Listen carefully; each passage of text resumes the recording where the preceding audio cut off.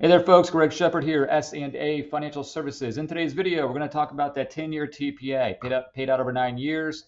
Can I stop those payments, a 10-year TPA being directed to a rollover IRA, and in lieu of that, initiate a lifetime income payment to me as a participant for my life? Okay, I'll dive into that, and if you can, why? Why would I do that, right? So, for those of you that don't know me, again, my name is Greg Shepard. I do specialize in helping folks all over the country just try to make sense of these oftentimes confusing TIAA accounts. So we're going to kill two birds with one stone here. That's a terrible saying. So the first bird we're going to kill is answering the question, can I stop that 10-year TPA and in lieu of that, just initiate lifetime income? Second bird we're going to kill, I got to think of different sayings, cliches or something. Why? What scenario would this work? Okay, so the first part of the question, can I? The answer is yes. You can stop the 10-year TPA. So usually this will come in play, and I'll piggyback off this here in a little bit. The 10-year TPA being paid to a rollover IRA. Okay, you're not taking it as income. You're directing it to a rollover IRA, then extracting from the rollover IRA for income as needed. You can stop that. Okay, and then in lieu of that, initiate the lifetime income where you're obviously getting payments for the rest of your life and your spouse as well. Okay, so you can do that. In fact, TIAA would love for you to do that, right? That's where their bread is buttered for sure. Next part, why? Where in what scenario would this make sense? And I'll give you one scenario. Okay, it's kind of varied for two different households. Okay, so this isn't going to apply for everybody out there. Okay, I think where it makes sense, there might be more scenarios out there I'm not thinking of, but where it made sense for my clients is the following.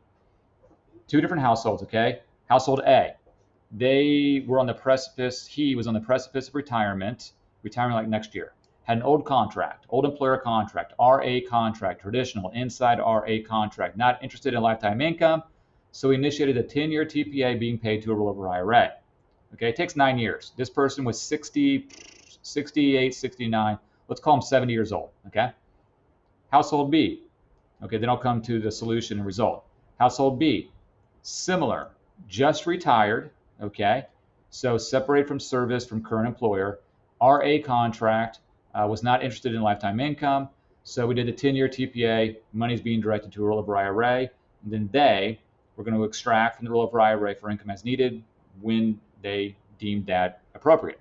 Okay, so both households have the 10-year TPA in process. Now, we visited again during our review, and it dawned on me, hey, it's not the first time this has dawned on me, but the traditional stays at TIAA during the 10-year TPA, earning like 3.2%. Both of these households are 70 years old for the sake of this conversation or monologue. So we can do the math. We get old, 70. It takes 9 years to get it out, so we're going to be 79 by the time we can get it all out. Now, it's going to rollover IRA. Then, of course, they're extracting it, but that traditional is only getting like 3.2% during this whole 9 years. So both of these households have been at TIAA for quite some time. They had a pretty good payout rate due to the loyalty bonus that was afforded to them. Okay, and that's a part of it. All right. The other part is tenure. I mean, they've been there a long time. So, and they had quite a bit of money in there as well. So their payout rate was around 8+%. This may not be for everybody, but I can see both sides of the argument, of which I'm not going to make right now. So to them, both of these households, it made sense rather than kicking it out over the next 9 years, okay, turn around and initiate lifetime income for both the spouses, because we had joint survivor benefit 100% paid to joint survivor for the rest of their life. And yeah, it made sense because that payout rate was 8-point-something%. They just didn't like the idea, and I was on board with it as well since I brought it up, that just didn't like that traditional sitting there and getting 3-point-something% when they could get that 8-something% payout rate being paid to them for the rest of their life. Okay. Now they had a whole bunch of other assets, both households, that we were drawing from. So total wise, that 10-year TPA that we turned into lifetime income, I don't recall exactly what the percentage of totality, assets was, but it was relatively small. Okay. And again, before I start getting emails, I know the flip side of this is that they're going to get it out over 10 years. It's invested over here, rollover IRA, interest earning things right now getting 7%. So I understand that argument.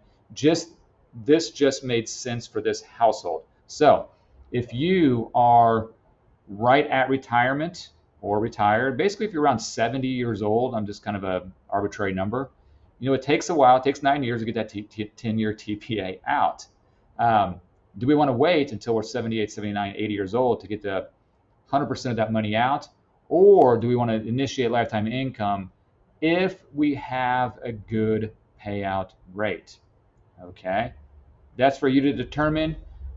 Pretty good transition there. If you want help determining that, by all means, contact me. My information should be below, and I'll help you unwind some of these rather complicated strategies. Okay. Again, Greg Shepard here, S&A Financial Services. Hey, go on and have a good one. Y'all take care. Bye-bye.